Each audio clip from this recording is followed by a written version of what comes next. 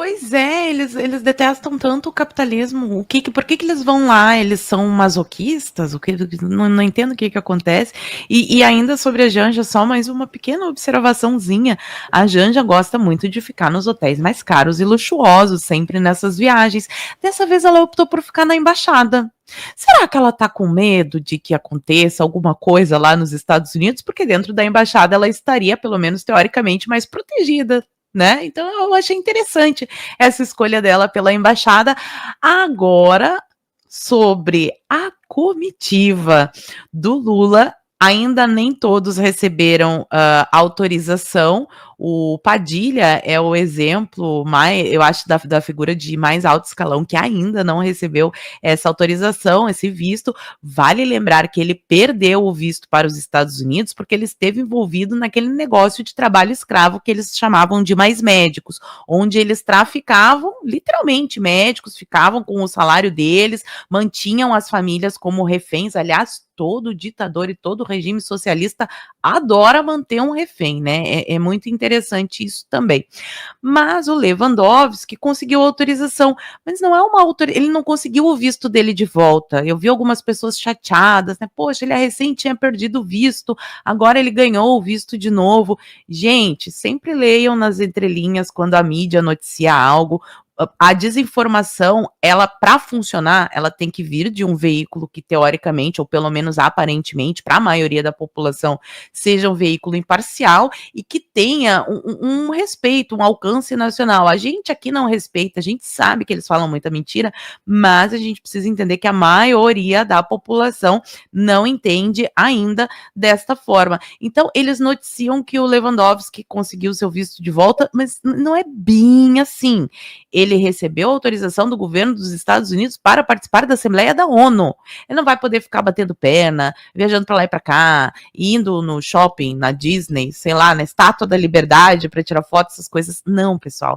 Ele pode participar da Assembleia e depois voltar para o Brasil, porque este é um acordo que foi assinado pelos Estados Unidos ali quando foi decidido que eles sediariam a Assembleia Geral da ONU. Ainda assim, tem algumas delegações que estão encontrando mais dificuldades ainda, porque já é mais escancarado que são terroristas, que casualmente são os aliados do PT. Vejam que mundo pequeno. E a cereja do bolo, né, Andréia? Porque, caso vocês não tenham se dado conta deste detalhe, o Brasil sempre abre a Assembleia Geral da ONU, então nós teremos que tomar um estomazil, ficar ali resilientes para ver as besteiras que o Lula vai falar, mas principalmente eu estou curiosa para ver se ele vai adotar esse tom de machão, ditador tupiniquense, que defende os terroristas do Hamas e que acha o Trump um malvadão, porque ele vai ter que falar isso na cara do Trump. Afinal de contas, eles ficarão cara a cara, pelo menos no momento em que o nosso presidente nomeado descer ali da tribuna para que o Trump suba. O Lula é o primeiro e o Trump é o segundo.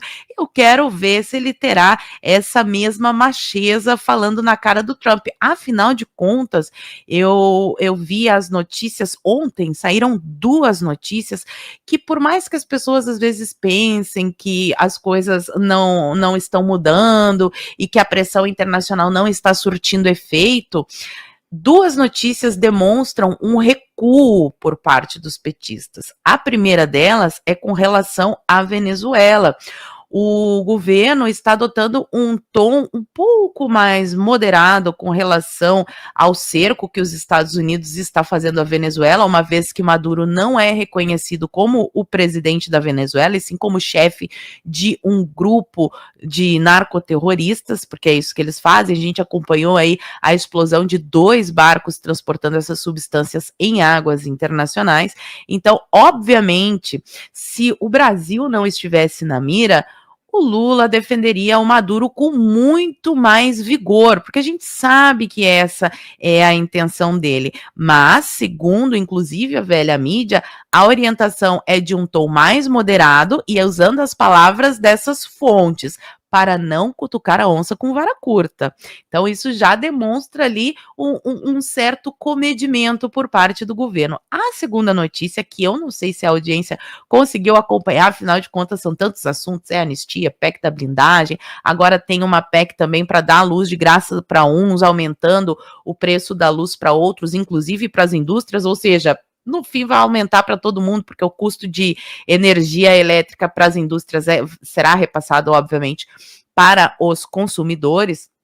Eu não sei se o pessoal conseguiu acompanhar uma notícia que saiu na madrugada de hoje, de que o governo, olha só que interessante, desistiu de enviar para o Congresso o seu projeto de censura às redes sociais, que eles usam esse nome bonitinho de regulamentação das redes sociais.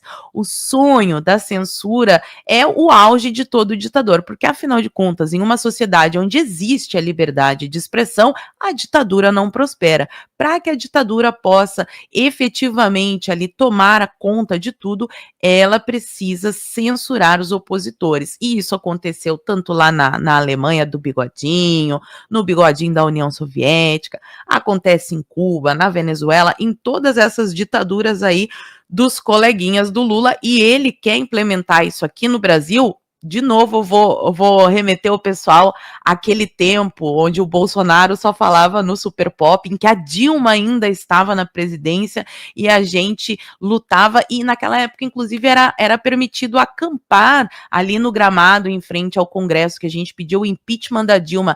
Desde lá, daquela época, eles estão tentando censurar. Naquele período, era a mídia tradicional, afinal de contas, a internet não tinha sido tão popularizada aqui no Brasil. Com a popularização da internet e a hegemonia esquerdista nas redações aí dos principais veículos de mídia, a missão número 1 do governo voltou a ser calar os opositores, mas dessa vez através da censura às redes sociais.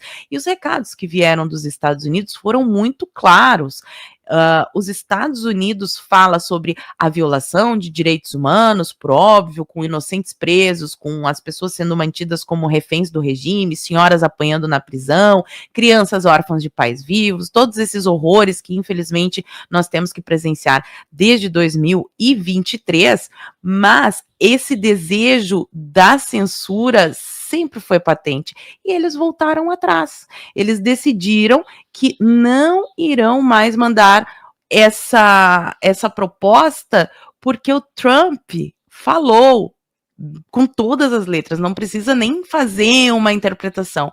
O Trump falou com todas as letras que não irá tolerar os abusos que estão sendo cometidos contra as empresas norte-americanas. E aqui no caso do Brasil, a gente sabe que, inclusive depois desses vazamentos aí do Tagliaferro, essas mensagens, a gente sabe que essas ordens de censura, elas são totalmente irregulares aqui no Brasil.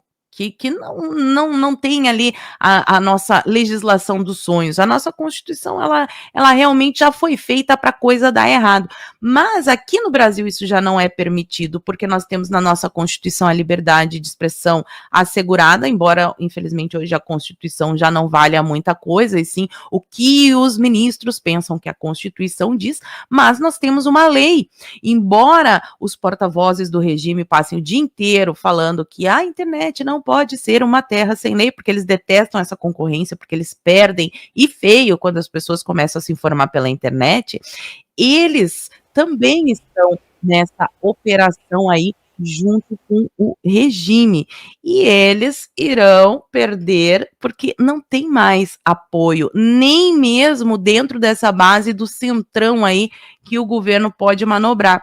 Então, será muito interessante, Andréia, ver o Lula e o Trump cara a cara, depois desses 2 episódios que eu falei, e depois do recado que o Trump mandou direto. Big Tech agora vai respeitar a liberdade de expressão, e principalmente para o violador de direitos humanos que mandou perder pessoas que são cidadãos dos Estados Unidos, estavam nos Estados Unidos usando uma rede americana, usando a sua liberdade de expressão, e que tiveram um mandado de prisão que, inclusive, continua vigente. Isso daí vai ser complicado deles explicarem, e eu quero ver a macheza do Lula cara a cara com Trump, se ele vai abordar esses assuntos.